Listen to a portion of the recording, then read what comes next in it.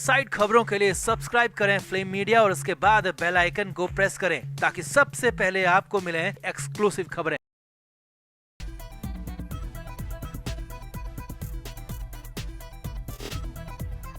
महाराष्ट्र की सियासत में हर रोज नया उल्टी पुल्टी हो रही है और इधर एक नया उलटफेर होता हुआ दिख रहा है। हालात ये हैं कि लड़ाई अब काला जादू तक पहुंच गई और वो भी मुख्यमंत्री के बंगले में। जी हाँ, तो इसकी पूरी मुख्यमंत्री के बंगले में जो काला जादू की इनसाइड स्टोरी है वो हम आपको बताते हैं कि आखिर कितने नींबू मिर्ची वहां मिले हैं, सींग गाड़ने का क्या सच है और क्या वाकई में मुख्यमंत्री देवेंद्र फडणवीस वर्षा नहीं जा रहे हैं। इसी की पूरी हकीकत भी आपको दिखाएंगे कि काले जादू पर क्यों कोहराम मच गया है, असली सच क्या है दिखाएंगे, बताएंगे, दावों को भी बताएंगे, सच भी बताएंगे, सब कुछ आपको दिखाते हैं। आप भी इस वीडियो को शेयर करें, कमेंट बॉक्स में अपनी राय जरूर दें।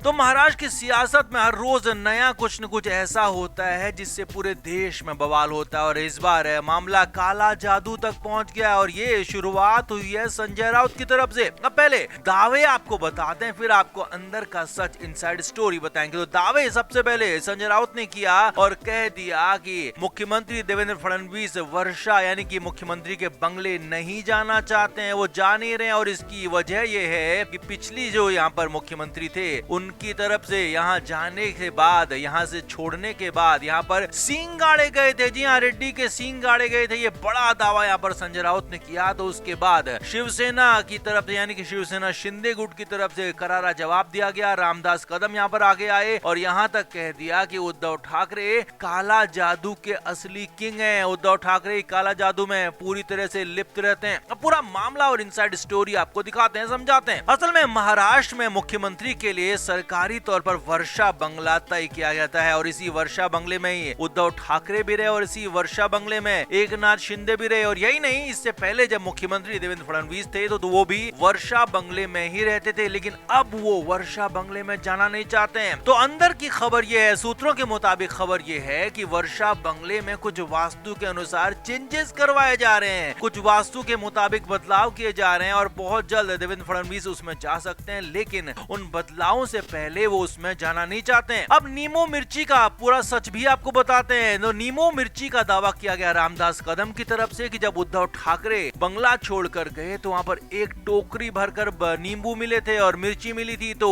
हो सकता है रामदास कदम के दावे में दम हो, क्योंकि कई बार लोग घर छोड़कर कुछ ऐसा करते हैं जिससे कि कुछ उनकी पुरानी चीजें कहें कि पुरानी आदतें, पुराने उनके रोग जो वहीं छूट जाए। हो सकता है इस वजह से छूटा हो, लेकिन हाँ, ये बिल्कुल रामदास कदम के दावे में दम नजर आता है कि वहां पर नींबू मिर्ची कुछ मिले हो। और सींग गाड़ने का सच भी आपको बताते हैं। तो उद्धव ठाकरे के बेहद करीबी सहयोगी संजय राउत की तरफ से सींग गाड़ने की जो बात कही गई है वो सींग अभी तक मिला तो नहीं है, लेकिन हाँ, संजय राउत की तरफ से शिगुफा जरूर छोड़ा गया कि वहां पर सींग गाड़ा गया। अब जो भी हो, लेकिन हाँ, इस पूरे काले जादू पर, नींबू मिर्ची पर यहाँ जबरदस्त बवाल मचा हुआ है, सियासी हंगामा हो गया। हालात इतने खराब हो चुके हैं कि इतने आगे तक जा चुके हैं कि मुख्यमंत्री देवेंद्र फडणवीस को भी इसमें घसीटा जा रहा है। हालांकि फडणवीस का इस पर अभी तक कोई बयान नहीं आया, बीजेपी का कोई बयान नहीं आया, लेकिन हाँ, शिवसेना के दोनों गुटों का आपस में द्वंद्व चल रहा है, लड़ाई चल रही है। और इसी बीच रामदास कदम जो कि शिवसेना शिंदे गुट के नेता हैं, उन्होंने ये भी कह दिया कि दोनों गुटों में विलय या कहें कि साथ आना नहीं के बराबर संभावना है। संजय सिरसाट ने जो कुछ भी कहा वो उनके अपना बयान था, वो पार्टी का बयान नहीं था। तो कुल मिलाकर काला जादू की लड़ाई अब दोनों शिवसेना संगठनों के बीच आ गई है और इसमें वर्षा बंगले को खास तौर पर घसीटा गया। अब देखना यह होगा कि मुख्यमंत्री देवेंद्र फडणवीस कब वर्षा बंगले में एंट्री करते हैं, कब उनका वास्तु ठीक होता है और कब इन सारी जो पूरी बातें हो रही इन पर विराम लगता है। तो आपका इस पर क्या कहना है? क्या वाकई में वर्षा बंगले में पहले उद्धव ठाकरे ने और फिर एकनाथ शिंदे ने काला जादू किया होगा? आप क्या मानते हैं? कमेंट जरूर करें, वीडियो को शेयर भी करें।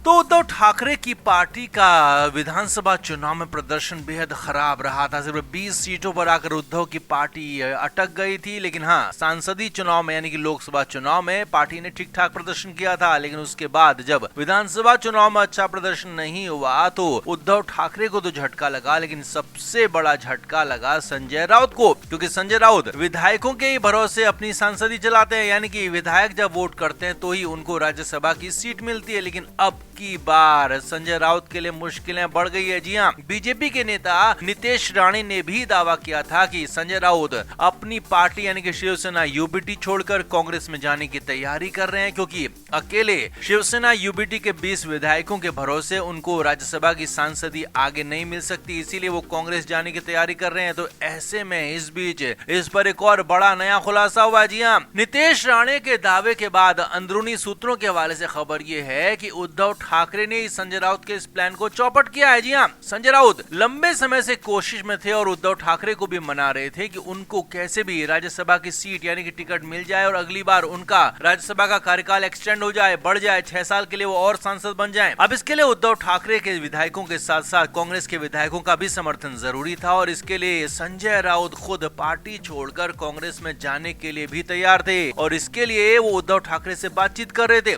सूत्रों के मुताबिक संजय राउत इसके लिए मातोश्री में नाक रगड़ रहे थे, उद्धव ठाकरे के सामने गिड़गिड़ा रहे थे कि हमें जाने दो, मुझे सांसदी लेने दो। लेकिन अब अंदर की खबर ये भी है कि उद्धव ठाकरे ने इस प्लान को लीक कर दिया, चौपट कर दिया। उद्धव ठाकरे ने सूत्रों के मुताबिक कुछ करीबी लोगों के सामने ये बात की और वही बात लीक होकर बाहर आ गई और वही बात नितेश राणे ने भी दावे में बोल दिया कि संजय राउत कांग्रेस जाने वाले हैं। यही नहीं, संजय राउत लगातार पुरजोर कोशिश कर रहे थे कि कैसे भी उद्धव ठाकरे मान जाएं, लेकिन उद्धव ठाकरे माने नहीं है और यह कहें कि उद्धव ठाकरे ने संजय राउत की गर्दन तक पकड़ दी है कि आप जहां भी जाएंगे मेरे ही इशारे पर चलेंगे। यानी कि एक तरह से उद्धव ठाकरे ने संजय राउत पर पूरा बैरियर लगा दिया, बैन लगा दिया कि वो कहीं जा नहीं सकते हैं, पार्टी छोड़ नहीं सकते हैं। अब बात भी सही है, जब संजय राउत को सब कुछ चाहिए था तो संजय राउत ने उद्धव ठाकरे की पार्टी का इस्तेमाल किया, उद्धव ठाकरे के पिता का इस्तेमाल किया, उद्धव ठाकरे के पिता का नाम का इस्तेमाल किया। लेकिन अब जब उद्धव ठाकरे के पास कुछ नहीं है या कहें कि उद्धव ठाकरे के पास जब अब मुश्किलें हैं तो यहाँ पर संजय राउत पार्टी छोड़ना चाहते हैं, जो कि बहुत खराब फैसला कहा जाएगा, बहुत खराब डिसीजन माना जाएगा। इसी वजह से माना यह जा रहा है कि उद्धव ठाकरे